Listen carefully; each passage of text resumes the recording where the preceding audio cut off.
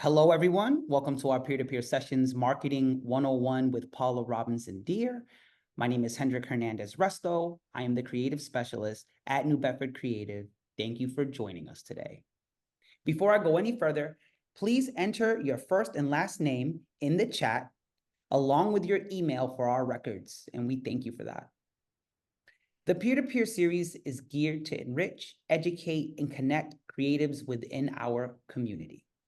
New Bedford is the home of artists, creatives, changemakers, designers, entrepreneurs, and community enthusiasts. The peer-to-peer sessions embraces the pulse that makes New Bedford so unique while also expanding our knowledge and connections. New Bedford Creative offers many opportunities for artists and cultural organizations. Join our creative directory, apply for one of our grants or call to arts, list your event on our calendar, all for free at our website, newbedfordcreative.org. Peer-to-peer sessions supported in part by the City of New Bedford through the American Rescue Plan Award and Arts, Culture, and Tourism Fund, facilitated by New Bedford Creative at the New Bedford Economic Development Council. We would like to thank the Mayor, John Mitchell, his administration, and the entire New Bedford City Council for their continued support of the creative sector. This is just one component of a broader initiative to boost arts-based economic development and help the creative sector recover from the pandemic. Before I introduce our presenter, I want to go over the format for this session. Once I'm done, I will pass it over to Paula. Once Paula is finished, we will open up for Q&A. I will review the questions in the chat first, and then we can continue with the Q&A live. We will have about 20 minutes for questions so we can wrap up on time by 2 p.m. Just so everyone is aware, the session will be recorded. Please feel free to put your questions in the chat so we don't miss them when we open up for Q&A. Most sessions in this series have been recorded and can be found on our YouTube channel at New Bedford Creative in the following week. I would like to introduce our guest speaker, Paula Robinson Deare, who will teach you what they have learned about marketing at a 101 level. I will pass it over to Paula to share more details of who she is and what she will present for us today. Go for it, Paula. I am muting myself now. Hi, welcome everybody. Thanks for showing up today. I am excited. This is my area of expertise, marketing, public relations, and marketing. Most people think marketing is advertising, but I'm here to tell you that marketing is really about the research that you do to find out about who your audience is and how to serve them. So as you think about that, I'm going to take you through the paces on what I've learned, both as director of public relations for Fox, the last corporate job that I had, and the education that I went to through Sloan School at MIT. So let me start.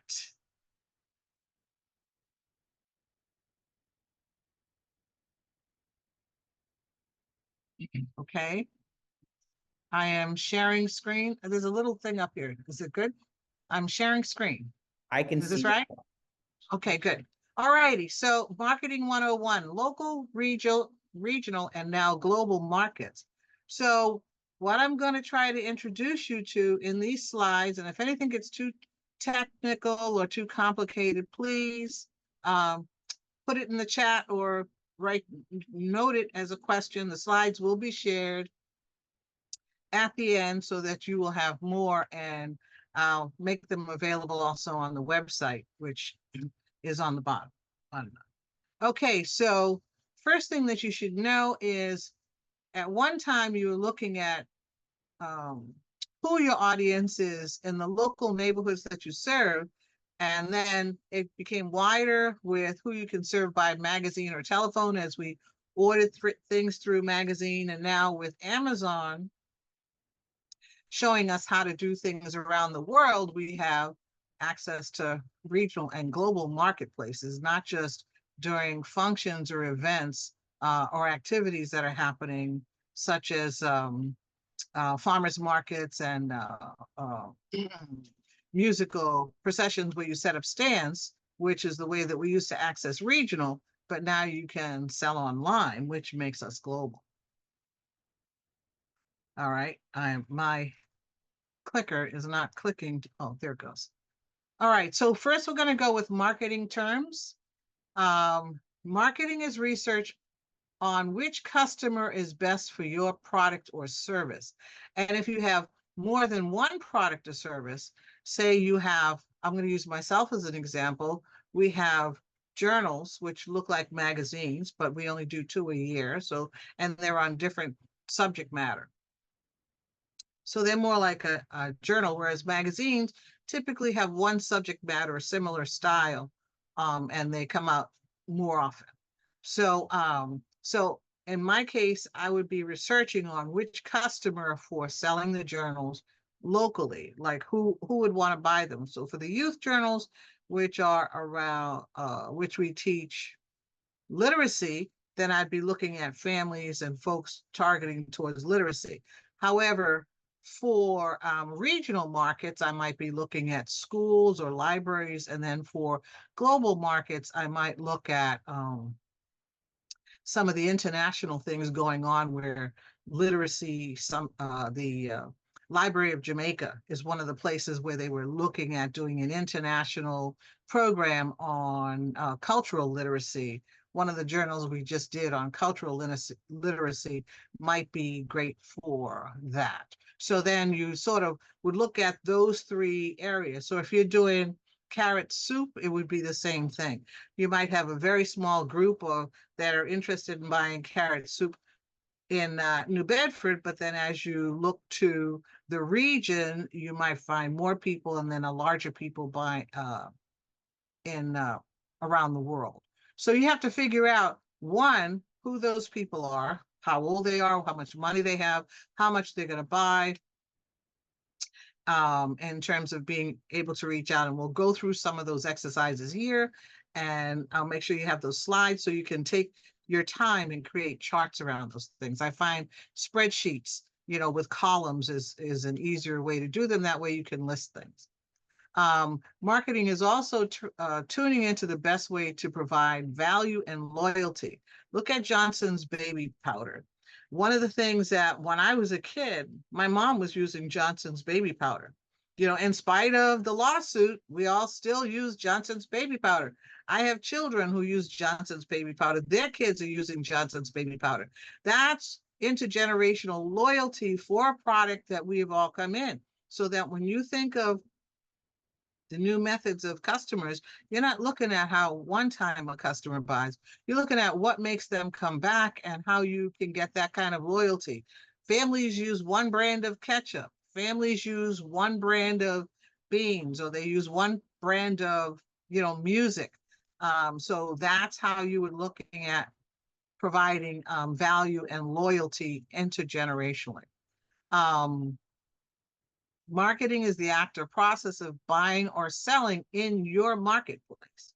Okay, marketplace is the area of economic activity where buyers and sellers come together to trade, and the forces of supply and demand affect prices and behaviors. For instance, if you look at Burger King and McDonald's and a couple of the other burger places, the prices, they try to outdo each other by bringing the prices down, adding fries, taking away fries, adding spices, taking away. The pizza places do the same thing.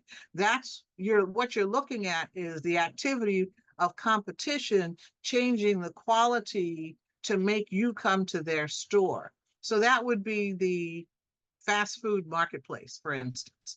Well, when you look at your product or service, you have to look at the marketplace in a similar area. If I use myself as an example, then my marketplace is typically in and around education and literacy, and services that provide magazines. So I'm kind of looking at a wider marketplace. And then there are other parts of the marketplace, I don't want to get ahead of myself, that we'll be talking about here. So your target market is exactly the best client scenario or type of buyer or seller that's is interested in convening, that you're interested in selling to. Okay, so my buyer, in my case with the journals, would be a school. If I could get one school, they buy for everybody in the classroom, even if they bought for everybody in one class, that would be fantastic, particularly if I could get them to buy year after year. So you would have to look at, in carrot soup, that would be a different type of marketplace, maybe a grocer. I have a friend whose sister is just got into Target as a marketplace, which is a fantastic opportunity. So you, in your ideal situation, you want to look at who your target would be. Are you primarily selling to the individuals, and then where do all those individuals normally go to that you can sell a larger amount may be your new target market. Market share is consumer spending predictably suited to your business. Once you define your target market, you must define the best way to reach each group or target in each place you defined therein by age, race, gender, family makeup, work, education, lifestyle, town, region, county, and more. So if I'm looking at, for the recent book I did for the Irwin Jacobs School, those were fifth graders from 10 different countries, in and around 10 years old, and that was around literacy. So ideally, I would find other schools and or libraries with kids that age would go to create, to showcase those journals, and ideally get a larger audience to buy for those journals, and perhaps do a lecture series with in and around the schools and or summer programs to make those journals available for summer reading. That's one marketplace. In another scenario, I might use those journals for after school programs and or children's daycare centers where they could be used for storytelling. So those would be two scenarios, and I could do lots more because I've had time to think about it. So once you figure out age, race, gender, if those things apply, what don't apply, then what does apply? Then you can figure out where do you go to sell. And if you have questions about that, we'll take on questions toward the end. So then you want to position yourself, taking the lead by pushing tried and tested options and methods. And pushing is basically the little ads that pop up, advertising. It's the new word that's polite or politically correct. Make everyone within your market share realize how serious or good your products are. So what does that mean? It's not necessarily take Microsoft and IBM, Microsoft and Apple. I'm sorry, Microsoft and Apple. So IBM and Apple. If we look at IBM and Apple, those are the two larger computer companies. What Apple did was they gave away all their computers for free. And they got a whole generation of people addicted to Apple. And they came out of high school only knowing how to use Apple. So they all bought Apples. Okay. IBM catered to the business community. So what did they do? They made their products available to hospitals, schools, places for writing, and so forth. They have always been at odds, and even years later, it's like watching the X-Men versus another, the bad guys, or two sets of good guys, either way. But the point is that, you know, they both have their market. So Apple has really the youth market, which they've figured out, you know, not just with their iPads and their computers and so forth. And then IBM has the business market, which is globally and internationally, from the large machines to network systems to being able to write and communicate online. And now both of them have come to sort of more of a medium that has changed the price line. So when you look at your position in the marketplace, who is your direct competition and how do you fit in? Market segments differentiate by customers' need and your solution. So you have to, rather than look at, okay, how am I going to sell your product? What does your product solve? How many products do you have? What services are offered with each project? product and who will buy what, when, where, why, and how. And those things are important because do you have a season when people buy? Do you have a time of day? If you have a website where you can look at the stats when people come to visit, some of that can help you decide. Okay, for myself, for instance, I know that my season, I may have more than one. Fall going into the school season and then vacation season when, kids get summer reading. Those may be two of the seasons for the youth journals, but then I have things with adults that may hit a different season. Carrot soup, that may be a winter product, and each of you probably have products that you would look at other seasons with. Segmentation is as you reach out to customers, you want to get to know who's going to pay top dollar for your premium product, who'll pay mid-range, and who'll pay less. So who do you give discounts to? Well, off the top of your head would say, well, people with more money are going to pay more, but it might be people with a higher need will pay more. So you have to look at what that means. In terms of my journals, I might end up selling more products if I can figure out a better price to the Jamaican Library, for instance, and yet sell less products, but at a higher price to local schools. So which customers also, for number 9, are waiting for a new line, color, or an updated model. So my old customers, so I might try to figure out, okay, so how do I make them new? Once they bought from me, why would they come back? So then it looks like I would have to come out with a different model or an updated version or another type of product that would also address the needs that they were coming to me to solve in the first place. So you're looking at not selling tonnage, but you're selling specialization. And so each of the audiences that you cater to, you want to look at not so much predatorily what who they are, where they're going, but more like understanding what their needs are so that you can help them solve whatever problems are. If you're doing music, for instance, you might look at some of the festivals where people are who's actually looking for music and the type of music that you're creating, and when are they looking for it most? So that might begin to answer some of the problems around how do you get your music out to different marketplaces. Okay, so for a mid-sized city, New Bedford has everything from landmarks to and now they're doing this transportation, colleges and so forth, but they attract tourism. So then how does your business fit into the tourism scene? How do you define your market share in the tourism business? Okay, so what I'm doing, for instance, I might try to make some of my journals available, if I'm talking about the children's journals, available for tourism, but it might not really be my scene for tourism. However, I would still try to figure out, who would be interested, because people bring kids with them and they need summer reading, and particularly in that age group. Some of the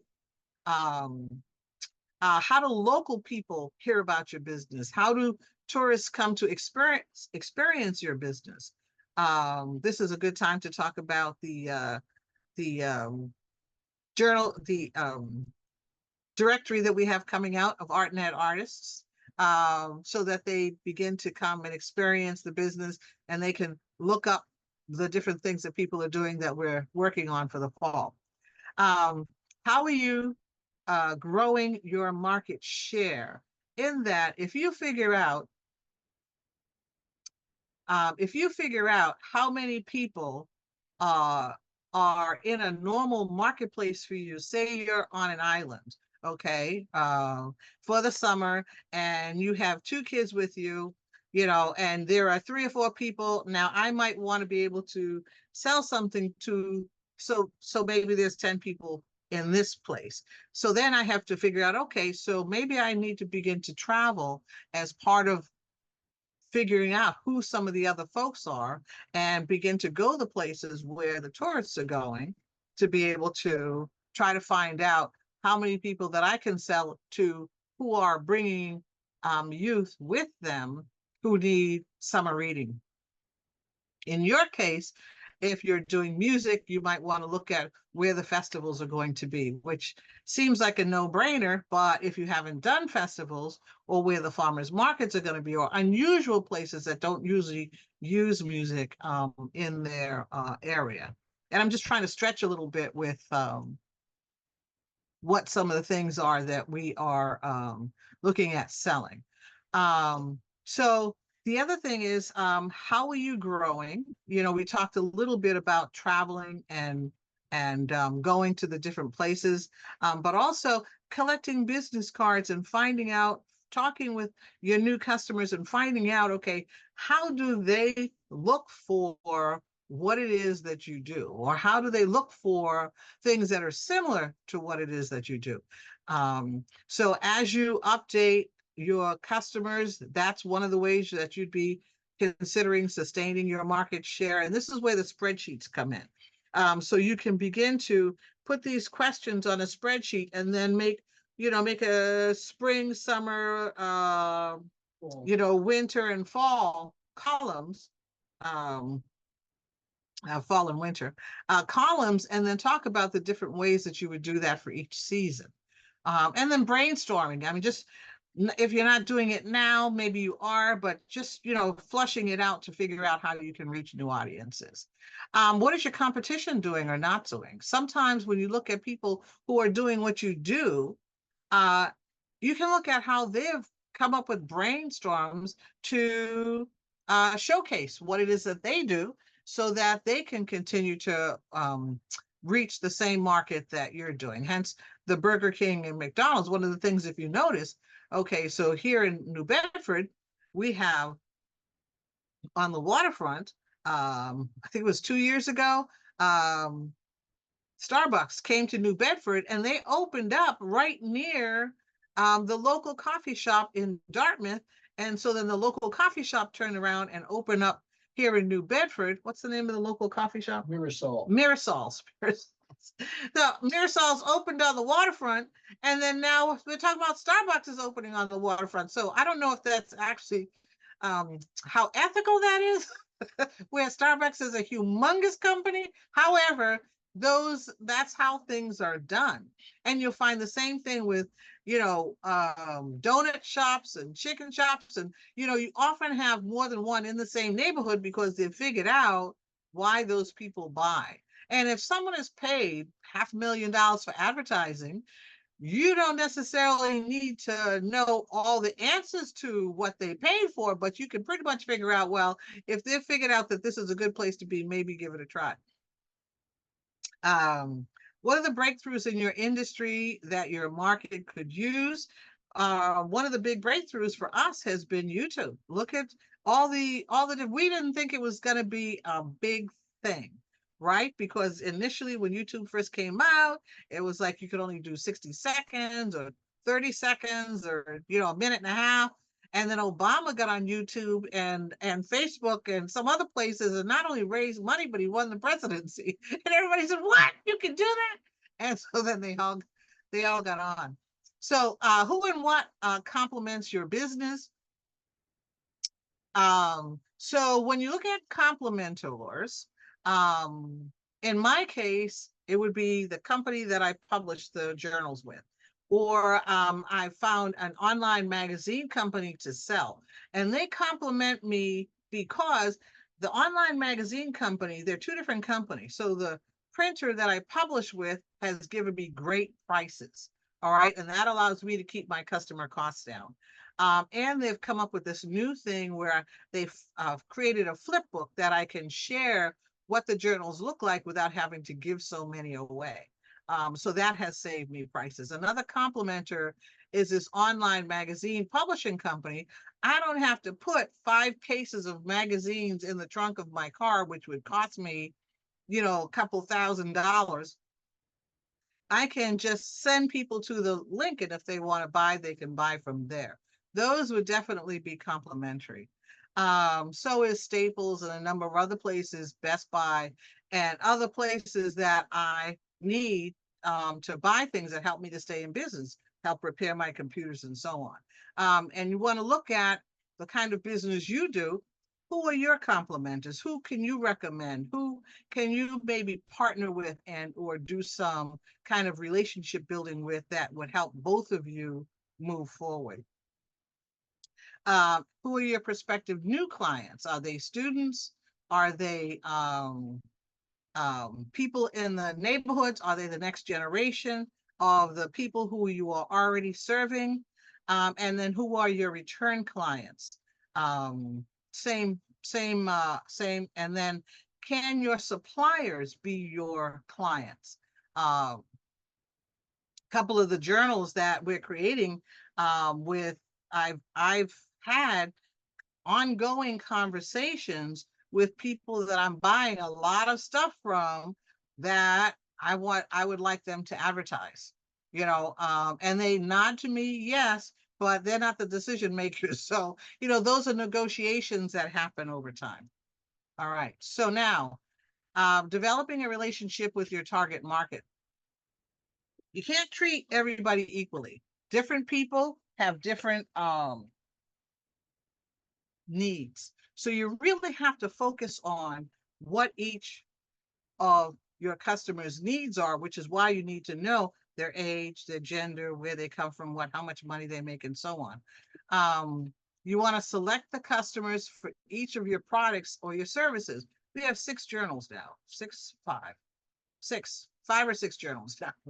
And so 2 of them are for youth, 1 of them is for older students, and then the 2 we're working on now are for adults who are working in a particular area. We're looking at training. And so that you basically want to begin to separate your customers based on those needs. So then as you do your pitches or your sales, or you begin to talk about your products, so you attend events, you know which product you're selling to which customer base. So you want to outline your target markets by the number of customers, segment their attitudes, how they purchase, how often, what it costs you to deliver services to them. Okay, so I don't have to fill the trunk of my car or my SUV with a bunch of magazines, but I might have to bring some samples to the executive director, the director, what it costs me to write letters, how many times I have to travel in gas, how many presentations I got to do, what do I want to charge per hour, or that kind of thing. Maybe I do 5 presentations in New England, where I'm going to stay and so forth. So I have to include all of those costs to figure out, how I'm going to be able to do business in New England. And you have to look at something similar based on how you are going to sell, how you're going to reach your markets and or customers, and then what their needs are going to be. So as you create outreach campaigns, you're defining yourself. Okay. I had to have a conversation today where somebody would say, well, we hope you raise some money for, and then come do a project with us. I'm like, it doesn't quite work like that. This is the way that it works. And then you have to begin to have those conversations with them in a polite way, because they really don't know. If you can't tell them how you need to do business, then how are they going to know? Then it also means that you really don't know the way that you're doing business very well. So your public relations, which is how you relate to the public, must include a strong understanding of the nuances and your, not just your consumer share and your market positioning, but with the competition. So that as you plan to outreach campaigns, seasonal events, and other showcase opportunities, you can initiate moves that allow you to take the lead in your marketplace. And you want to regularly reintroduce your company. It was said to me, I took advertising with Emerson years ago. And one of the things they emphasized was you have to repeat yourself 15 times before it becomes automatic memory, which is why you see the same commercial on TV over and over and over again. I can tell you about Wegovy. I think it's a shot in the stomach. I know the name because they keep coming on during my favorite shows. Am I going to get a shot in the stomach? I don't think so. However, you begin to memorize the name. I remember commercials from when I was a kid because they came on so long. Some of those products no longer exist, but I remember them. In today's economy, marketing means having a public face and a relationship with your chosen clients. All right.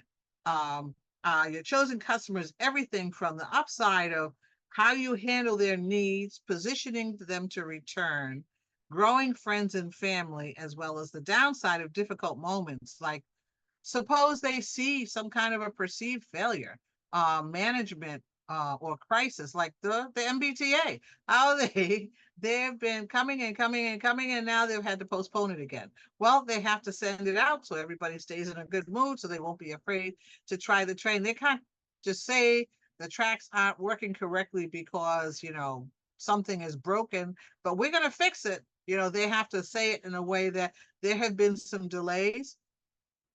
We want to make sure that your safety is first at hand, and we're putting our customers first, and we're making sure so that then you feel good about coming back and possibly trusting and trying them again. Okay, so I'm going to move through some of these so that we have time for questions. Competitive marketing means intelligence. So channels are the method that you use to reach an audience. So Facebook is a channel, YouTube is a channel, the mail is a channel. And as simple as going out and taking things and handing them out at different public events would be also considered a channel. All right. So while it's not easy, channels are the direct line to servicing your customers' needs. And when they work well, they're a dream. Take a look at Amazon. Amazon is a fantastic way. However, Amazon has a gazillion products, all right, by different. So how are you going to stand out? So you have to pull strategies that are alternatives to channels that provide specialized services. This makes you stand out. Okay. An effective website is imperative. E-business allows you to sell while you sleep. There's a famous financial wizard who's invested in television, whose name I can't think of right now, who said, if you can't figure out how to make money while you're asleep, then you will always work for a living. And that has stuck in my head. Can't remember his name, but the saying is stuck in my head. So your value chain, e-commerce allows you to access massive, albeit fragmented customers anywhere and everywhere. So when I look at my website, I can see people are coming to visit me from India, China, Russia. That, I'm not concerned, and I can see what they're looking at. Okay. And this helps me to build. Now, might not be a lot of people, might not be the bulk of my audience. This would be considered fragmented customer segments. It surprises me to see people, but I can see that there are people looking for the kinds of things that I do, because they have to find me. I'm not advertising or going to those places. They're looking for the kind of products, and they are Googling the kind of products that I'm selling. So that sort of encourages me to know that there are global markets out there. Okay. And I can see how many people are coming from those different places and how often they come and when they come. So competitive intelligence is networking and collaborating among like-minded peers, helping them grow and allowing them to help you. ArtNet's a great example. Okay, they pulled in all of these artists to do all of these things to help New Bedford become not only a creative place, but a place for tourists to come. And that has helped both us as artists, and it's helped ArtNet grow, and we hope sustain. And that'll be a conversation for the future. Consider who among your competition offers what you're missing, okay? And how you offer what they're missing. Collaboration can help both of you overcome obstacles. And if you don't have collaboration in that way, you can always look at affiliate, and outsourcing programs as examples of collaboration. You also want to look at selling products versus selling solutions. Selling solutions is the way to go. People have needs, they have desires, and although you may not consider your product a need, somebody's looking for it somewhere. Okay, and so you have to figure out what it is that people are looking for when they're looking at needs in your area of expertise. You want to review your products for the widest possible distribution. Are you contemporary? Are you competitive? Establish cost variances, and you need to understand all of these things. Consider how you sell. Do they seek you out, or do you seek them out? The example I just gave with the folks, excuse me, looking for me. And that has actually stimulated me, I must say. There were times when I wasn't sure how I was going to move forward with what it is that we were doing, and moving down to New Bedford is an example of that. But when I looked at the website and I saw people from all over the place were still looking for what it is that we do, I picked myself, put my big girl pants on, and picked myself up on my own bootstraps, and then just kept going. And now it's starting to begin to show itself. I'm here. Okay.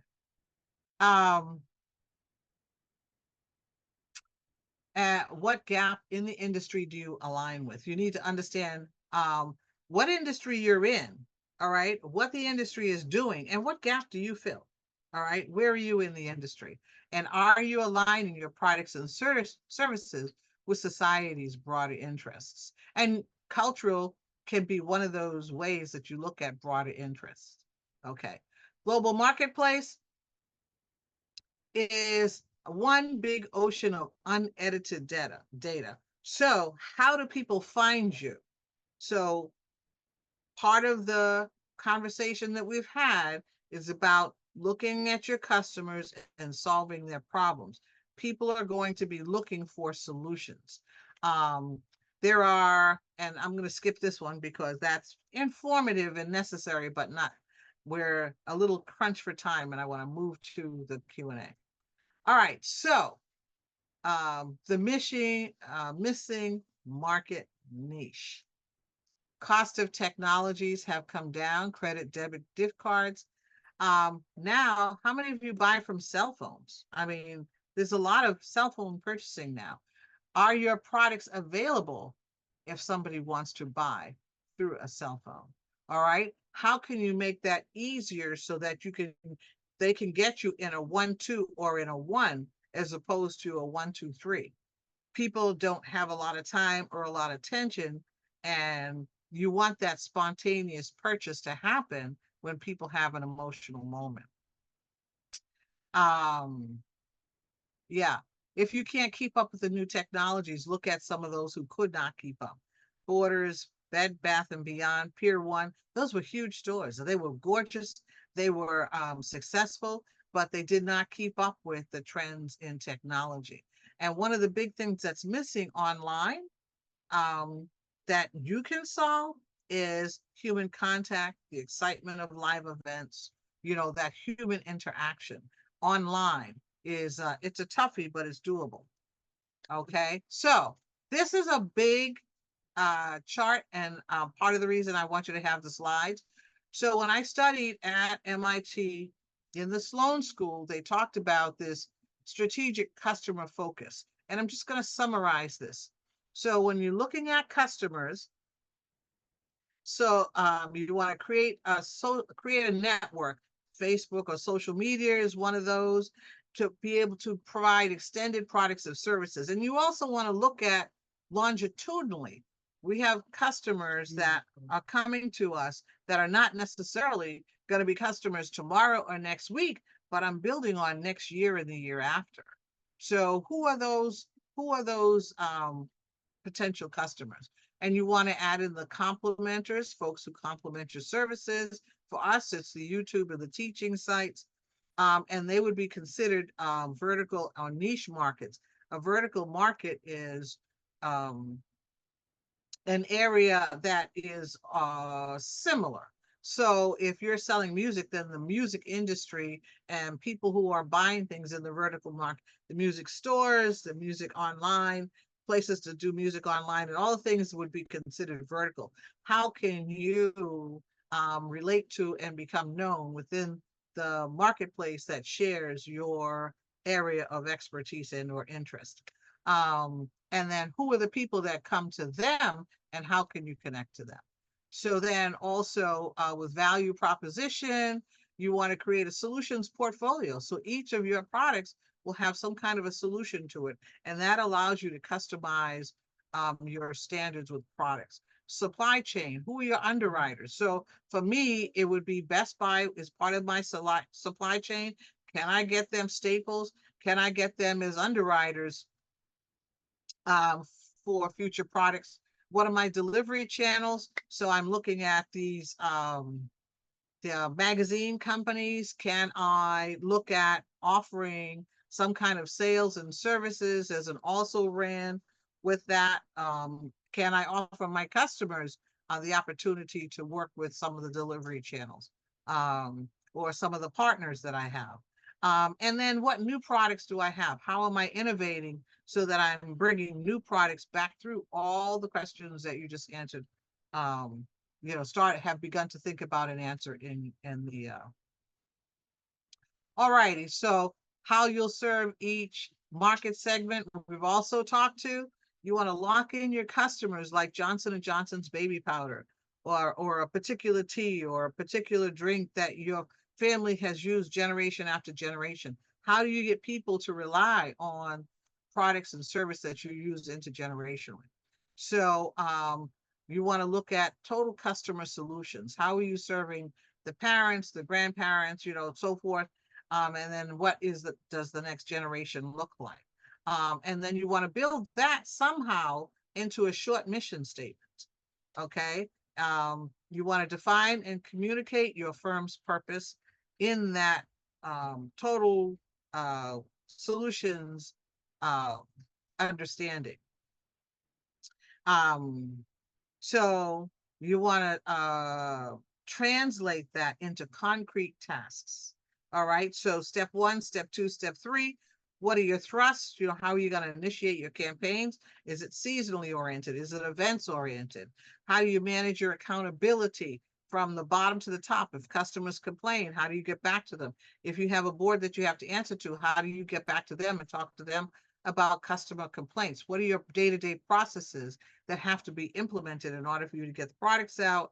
And what are your performance matrix in terms of how do you know you're making money? How do you know you're losing money? How do you know what you need to tweak in order to adjust that? All right. So then in your marketplace, you want to know also what you want to be able to outthink your competition. All right. So we're looking at when you say substitutes, if your competition is charging X amount of dollars or only doing albums or specializing in large items, how can you minimize and specialize in something simpler? I'll give you a for instance. One of the printing companies that I use, they have the best price. I actually left one printing company to go to another one because their prices were so much better and their quality was so high. So that was one. But then I found another company who can publish one at a time. That's unheard of in the publishing industry. So that I use both of them because one provides a different type of quality, and then the one that provides one at a time provides a different kind of service. I don't have to warehouse large amounts of magazines because I have a company that can sell one at a time. Amazon is one of those companies, okay, that does that. So who are the new entrants and the new competitors and the new consumers? All right. Industry competitors, who's overall the largest competition in what it is that you do. So I do learning and teaching models. My largest competition might be the other magazines and or public school materials that are not ethnically diverse. What are they doing wrong that I can adjust and make on a smaller scale to customize to the schools, particularly with the ESL programs that I'm working with. What about your buyers? Who pays for the rivalry in what does rivalry cost? And so the rivalry, what I was talking about with Burger King and the hamburger places. So when or Starbucks moving into to the neighborhood, who has paid for that big advertising research, and then how can you take advantage of it? How does that work? How have they figured that out? And then what cycle are they in terms of are they a seasonal company that buys, is summer drinks? One of the things, let me use Starbucks as an example. One of the things I always thought about is Starbucks is a coffee shop. But when I went to MIT and they were talking about this through the Sloan School, Starbucks themselves think of the biggest product they sell, 70% of is milk. They specialized and they outdid Dunkin' Donuts because Starbucks specialized in gluten, dairy-free milks, and they were doing this all over the world. And they also specialized in the Frappuccino and there's another one that has 3 parts milk to 1 part coffee. So although they were selling themselves as a coffee shop, they were really selling their largest purchase and their largest order and their largest product that they circulated was milk. And now Dunkin' Donuts has figured it out and they've caught on. But Starbucks, meanwhile, has developed its own customer set. So when you look at suppliers, what new vendors can help you deliver better services while cutting costs? So in the place of the magazines I've chosen, I found the new printing companies. In the place of Starbucks, it would be like milk companies that are providing more. Maybe they don't, Hood Milk Company used to be big when we were kids. Maybe they use a different milk company where the prices are lower. You'll have to figure that out for your product. And then who are your complementers? Who has your values? And who can you work with that you can partner? Because competitive intelligence is offering partnering with somebody. Biggest example is the IBM compatible computers. When at the height of their rivalry, Apple and IBM were head to head in terms of how to define the market share. And what Apple decided to do was lock down their product. Nobody can touch it. Nobody can repair it. You have to be educated by Apple. Okay. And that kept their price high and it kept their product the way that they wanted it. And they opened up Apple stores. What IBM compatibles decided to do to get into the Apple marketplace was allow anybody that was trained in computers to repair IBM products. What happened? IBM products started selling everywhere. So they basically created a product line for all of their affiliates, to be able to work with as long as they got certified in how to repair the computers. So when I set up labs, I had to set up both Apple labs for the people who were grown up with Apple computers and IBM labs for people who knew how to use the IBM computer. So that's the end. I didn't leave a lot of time for presentation. I couldn't figure out. 10 minutes. Okay, so we have about 10 minutes. If anybody has questions or on the end of the slide. So 2 things at the end of the slide. If you want handouts are listed at the top. The website is listed there and the future classes are listed there. Do we have any questions? Well, we'll start with the chat. And in the chat, Margot had she had one great question and then she had the statement. So if you don't find a way to make money while you're asleep, you'll work until you die. That was Warren Buffett. Warren Buffett, yes. That's who it was. Yeah, I had looked it up when you mentioned it and I was like, of all the people, it's the most famous financier. It's Warren Buffett. But Margot did put in a great question. Research on customers is important for many artists. Where do you recommend they begin their research? Who buys from them the most? Okay. When you sold, like when I first came down to New Bedford, we were retooling the company and we weren't really sure what we wanted to do. The very first customer that we got was the Youth Opportunities Unlimited program. So Okay. these are some of the journals that we've created that are up on the screen. Okay. First customer we got was Youth Opportunities Unlimited, and they liked the idea of doing the journal. We did it with the Our Sister School kids. The journal had a different cover, but that was in and that was in 2018. Mm-hmm. So when we finished that project, everybody was so excited. And when I started to show it around, other people wanted more journals, but they wanted different topics. So I kept going back to that model. And now we have a system based on that model for creating journals. So now the most recent journal that I created was celebrating my cultural roots with the Irwin Jacobs School. And they wanted uh, to create the journal with their students as part of an ESL program. And then I recently got an offer for our sister school that wants to do a journal with their roots and shoots program. And so as we've created these other journals that are looking at other topics, the Discovering My Cape Verdean Roots has bought in offers for people who want to talk about their cultural heritage. The Access to Power Voices about workforce development. There are folks who want to do workforce development. So look at your customer base, and whoever has bought from you, even if it's just one or two people, ask them why they've purchased and how they heard about you, and then try to expand that first. And you can always interview friends and family. What if Does that you have let's say like me, um, let's say I move somewhere brand new. I am a painter, and I don't really have any traction in that city. Where would you recommend that I start looking for my customers?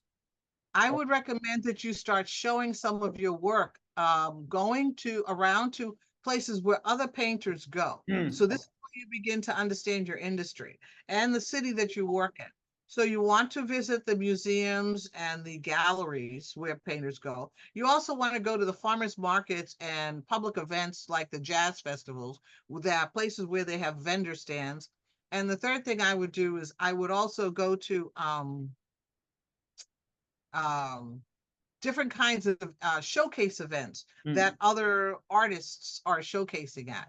And you want to go and observe, keep a portfolio of your work, keep your business cards, and start noting some of the ideas and things that you see that are working for you. If I were in New Orleans, I'm going to use New Orleans as an example because my husband went there and bought a piece of work. He was a tourist coming in as part of a work healthy neighborhoods project with one of the national programs, and they did a tour of New Orleans neighborhoods, and he saw this artist painting in the park, and that was one of the things that I did as an artist. I got a seller's license, a vendor's license for Massachusetts, and for the concert on the Common series that used to happen in Boston way back in the 80s, I think it was. I set up a easel and started doing portraits, put up a sign, started doing portraits in the park. It doesn't necessarily have to be portraits. You can just start painting things in the park or painting whatever it is that you paint as an artist. But people will come to you. I had a gypsy come to me. She saw me across the street waving her hands and running at me. I would thought she was going to hit by a car. And she said, "Can you paint a hand on my door?" And I said yes, and I did, and that was one of my. I learned how to make gypsy stew from her. They invited me to lunch after. Beautiful. Yeah. No, that's a very, very good way to get out and figure out where your customers are going to be. Does anybody else have any questions? No. Yes, Karen. Hi, Paula. Hi. I really don't have any questions, but I just wanted to thank you for doing the work and the research here and putting it all in one place that we can find it at our fingertips. And uh, I appreciate having seen you today. Oh, thank you so much, Karen. I appreciate it. I'm glad you like it. Sometimes you do stuff like this and you think, oh my God, people are going to be overwhelmed. But, often I see the term marketing gets misused and or used inappropriately so much. I really wanted people to understand that, yes, it's an important word and this is why.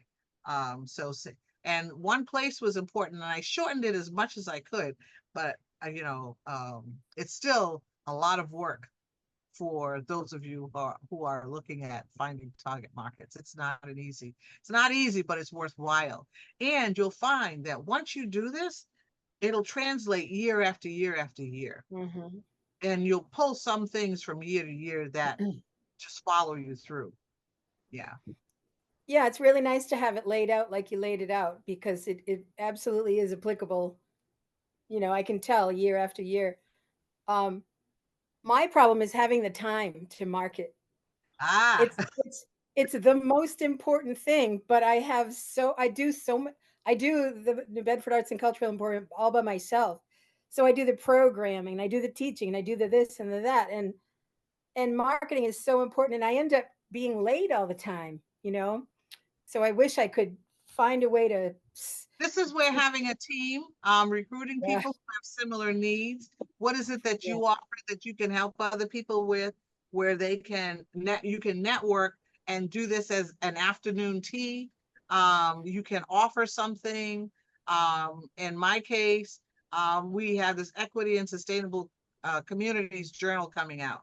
And so we're interested in teaching classes. So what we're going to do is the stories, the people that we talk about, we're going to offer those in those communities and try to do a luncheon or a tea or put on a function, and then help them help us figure out what's the best way to get this information to their communities. So that's one of the way. Get your community of supporters and or potential prospective partners and or your competition who you can identify with, who has your value system, to work with you, to collaborate. You both have something to gain. Absolutely. I try getting my teachers to help, but they they do the minimum. Yeah, I can say finding people who are like-minded and as fiery as you is really the only way to go when you need help marketing. Is on a personal journey. That's where I've gone on the last 3 to 4 years. And it's hard to find people, and sometimes you just get lucky and you find the people who are just as fired up about it as you. But I can tell you that that's really the major key. Any one of us can market at a small level, just one-on-one. But if you want to expand it, you're going to need the team, and to find people that are like-minded, that you can offer something to, and they can offer something to you, and you can meet in the middle, is like super big key of. I always said it when I was just running around trying to figure out what I'm going to do as a rapper. I used to say it's going to take at least 10 people who are dedicated as me to get me to the next level. So Have you found you found some of those people? oh man, I got a whole squad of those people now. We're operating in a very beautiful fashion, but it doesn't work that way unless I have a team of photographers who are willing to take pictures, because pictures are important. And it doesn't work that way unless we're multicultural. It doesn't work that way unless we're all committed to the same goal, which is to work independently, but also as a cohesive independent. So what are they getting in exchange by working with you in this way? Whenever I book, so let's say I book a show for rapping, for making music, I immediately pitch to whoever's booking me, who have you hired to take photos of your event? And if they haven't, then what I do is I offer them our photographers and get them the bid. If they have an idea or a budget for photography and videography for the night, I just ask them for it, and then I provide them the photography and the videography, because I tell them like this: my photographers are coming anyways. But this way, they're not going to just take pictures of me. My videographer is coming anyways, but this way, they're not just taking video of me. You can get it for the whole event, right? And then they taking pictures of me. In turn, if they don't get that gig, if they just take pictures of me, it in turn gets them a bigger portfolio. And I have a big reach. I have about 40,000 people who view my Facebook a month. So when I post, they could see. So there's benefit there. But whenever I get booked for a show, my photographers and my videographers come with me, and I give them a bit of that pot. That event then gets those images and those videos. Even if it's just of me, it gives them far more promotion. Then in the future, it's a package deal. And that's the only way we operate now. If you're booking Hendrik, you're booking Maddie, and you're booking Robin as well. It's just the way it is. So they come to us and they book us to rap, but they also come to us because they know they're going to get a package deal with fantastic photography and videography. Nobody else offers it. I can't mention a better way of doing, that's called competitive intelligence. That's how you stay ahead of the markets. That's how you get the best bang for your buck. It's how you share. It's a lot. It's the perfect example of a lot of the strategic thinking that I tried to share earlier. So for next year, our goal is to, because I'm ordained as a minister, to kind of pivot a little bit and not just offer it for shows, but to offer it for weddings, because we know that that's a huge market. But if you can get an ordained minister and 2 photographers and a videographer for the price of less than what it would cost you to get 1 photographer, then all of a sudden we corner the market. That's fabulous. That is the best example of pivoting that I think I've ever seen. Thank you. And I don't think I've seen a hip hop minister before. No, that's why I did it. I was already ordained, but I was like, I'm actually pretty popular just as Hendrik Hernandez Resto. It's just as an entity. I'm sure people would want me to do it. And I'm pretty popular with Celtics fans. So I'm really popular with Celtics fans. So I know that would be a market that we could actually school up. Like we could soak that up. But if we offer, I know that like a wedding photographer is like $3,000. My photographers and I have agreed that they don't need $3,000 a piece. We could split $3,000 between 4 of us and be happy if we did 5 weddings that summer. It would work out. Yeah. Does that help, Karen? Excellent. Excellent. All right. Any more questions or no? If not, I want to thank you for your time this afternoon. This was a great session. I'd also like to thank Paula Robinson Deare once again for their hard work. Also, I would like to thank our funder, the City of New Bedford, for making this possible. Please be sure to visit our website, newbedfordcreative.org, and join our free creative directory. This is the list we use to promote on our social medias throughout the year. Make sure to add your events, galleries, exhibitions, and more to this calendar that is linked to South Coast Today.